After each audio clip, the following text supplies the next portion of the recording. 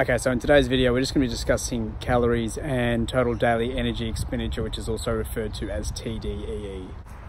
Okay, so whether you're training for muscle gain or for fat loss, what you really need to do first is work out your calorie requirements for each day. So basically what you need to do is determine your base metabolic rate first, which is pretty much what the amount of calories that you would be expending if you're at rest all day and all night. And then work out what your total daily energy expenditure is. So I've got a couple of tools on my website, which I'll link in the description below, where you can work out both your base metabolic rate and also your total daily energy intake. So basic rule is that if you're wanting to reduce body fat, you need to run at a calorie deficit. So you need to reduce the total amount of calories that you're consuming compared to what you're expending each day. And the opposite applies if you're wanting to increase muscle mass. So you want to consume more calories than what your body's actually expending per day.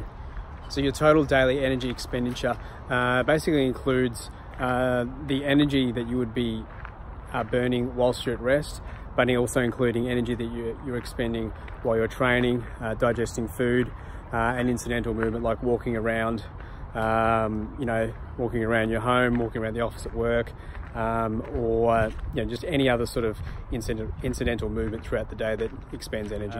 If we're looking at losing body fat, so what you want to do is look to set up a calorie deficit of around 300 to 500 calories per day, and then the opposite applies if we're looking to gain muscle. So you would want to be increasing your daily calorie intake by about 300 to 500 calories per day above what your total daily energy requirements are. So in terms of calorie allocation, what you want to do first is determine your total protein allocation for each day. So if we take a hypothetical situation, we have a 60 kilo female who's on roughly 1800 calories per day.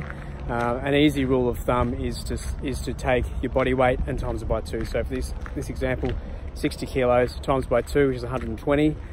So we're going to distribute 120 grams of protein throughout the course of the day. So next what we do is calculate our fat allocation. So another simple rule of thumb that we can follow is your body weight times 0.77 for your daily fat allocation. So for this example, again, 60 kilo female, 60 times 0.77, so that equals around 48 grams of fat per day. So you can easily round that up to 50 grams of fat per day. So what you also want to remember too is that fat per gram is a lot more calorie dense than protein and carbs. So we've got 9 calories per gram of fat. So we're looking at 48 grams in total times by 9. So that gives us around 432 calories from fat for each day. So after you've calculated your fat allowance for the day, you're then left with carbs. So what you can then do is use the remainder of your daily calories that you're left with to then allocate to carbohydrates. So in this example, we're left with about 222 grams of carbs per day, which equals around 888 total calories to make up the remainder of the 1800 calories for the day. So just remember that this isn't an exact science. It's not going to be a perfect figure, but it's a good starting point. So what I like to do is start off at that one figure, and then you can change your ratios and your total amount of calories that you're consuming per day, either up or down, depending on how your results are going.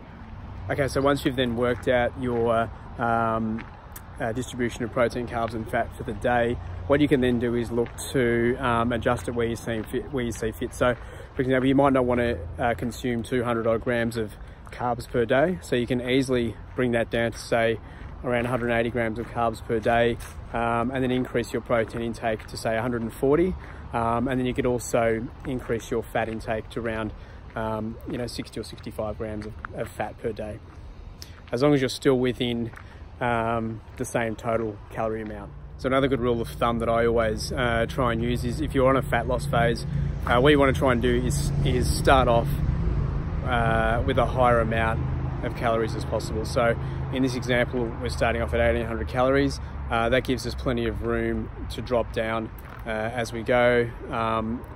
As we hit any sort of plateaus, you can then sort of gradually drop your calorie intake. But if you're starting off at a very low amount, say for example 1200, it doesn't leave you with a lot of room to move when you eventually hit a weight loss plateau. So if tracking calories is a bit too tedious or complicated for you, which it is for a lot of people, we can then look at using a portion control guide, which I'm going to discuss in the next email. So as I said, the BMR calculator and total daily energy intake calculator is available. There's a link in the description below on my website that you can use.